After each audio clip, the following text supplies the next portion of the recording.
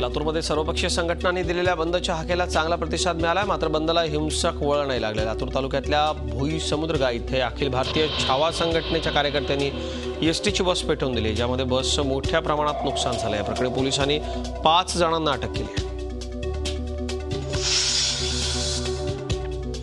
कोपरगाव शहरामध्ये कडकडीत बंद पाळण्यात आलाय। शहरातील छत्रपती शिवाजी महाराज पुतळ्यापासून मुकमोर्चा तहसील कार्यालयापर्यंत नेण्यात आला। दरम्यान राहुरीतल्या नगर मनमाड रस्त्यावरती अर्धा तास रास्ता रोको आंदोलन करण्यात आलं।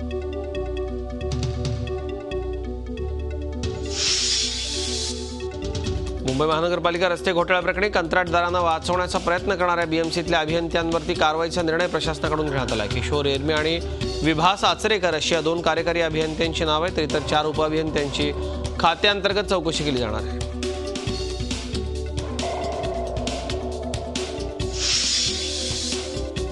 जालन्यामधल्या उत्तरपत्रिका पुनर्लेखन प्रकरणी 80 विद्यार्थ्यांना बडतर्फ करण्यात आले। औरंगाबाद बोर्डाने ही कारवाई केली, त्यामुळे या 80 विद्यार्थ्यांना 3 वर्ष आता परीक्षा देता येणार नाही। जालन्यातल्या संस्कार विद्यार्थी वसतिगृहातून 18 मार्चला 2,500 कोऱ्या उत्तरपत्रिका सापडल्या होत्या। या प्रकरणी आधीच बोर्डाच्या 6 लिपिकांना अटक करण्यात आली।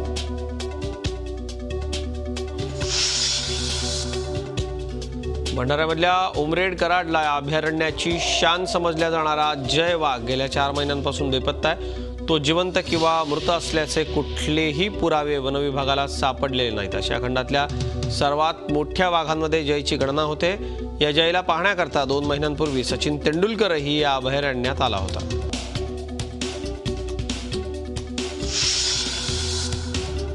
गुरुपौर्णिमेनिमित्त श्री संतनगरी शेगावात भाविकांची मोठी गर्दी झाली होती। गणगणगणात बोथेच्या जयघोषानं शेगाव नगरी दुमदुमून गेली होती। मलकापूरमधल्या श्री संत गजानन महाराज सेवा समितीकडून गुरुपौर्णिमेनिमित्त गेल्या 11 वर्षांपासून मलकापूर ते शेगाव 100 किलोमीटर पायीवारीचं आयोजन करण्यात येतं। यात 1,500 भाविक सहभागी झाले होते।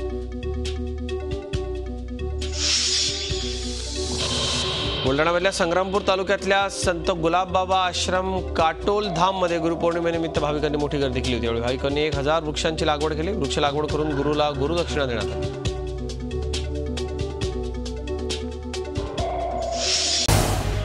झी 24 तास रहा एक पाऊल पुढे।